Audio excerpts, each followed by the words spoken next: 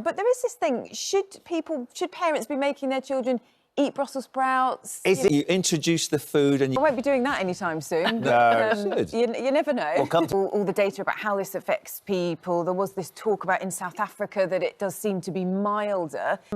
4,000 and something, and then the website crashed. I wasn't able to. It could be tricky, can't it? We It need could be that my fake moment, spray. couldn't it? This stage, and then had something like this derail her. Oh, Hi there, good morning. It's just gone 6:30. Welcome to the programme.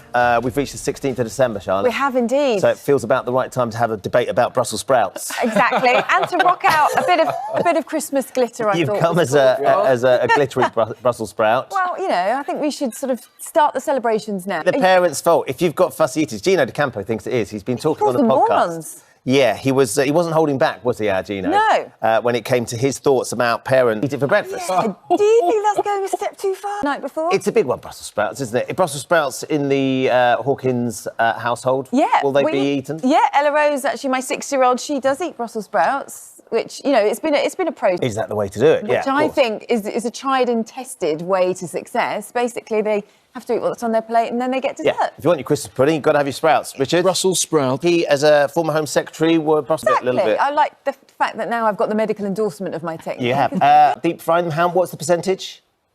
3%.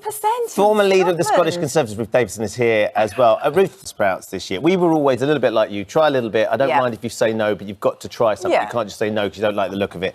We've got a poll that we're running on the website. If you'd like to get involved, you can get stuck in. 70% of you are saying no. You're not going to be making the kids eat the sprouts this year. There is a scientific reason as well, I think, isn't there, that initially children, the saliva reacts to the brassica, so it feels very strong and it doesn't... For some children, I think a bit of an acquired taste, or one that they have to get used to. But that's why maybe dressing them up, adding lots of different bits and pieces around it, making them sexy. Forward. Yeah. Heard it here. Who knew? But lots of people... Dr. Hillary. That's the show up. Icing on ice. Oh, well, no. A little bit of Strictly later on. There are some other things, of course, that are making headlines, which is why we have Jackie and Dr. Hillary out with the situation with Omicron and the figure, though, sort of outlines the position, Jackie, that Boris Johnson is in. It's Boris versus the scientists.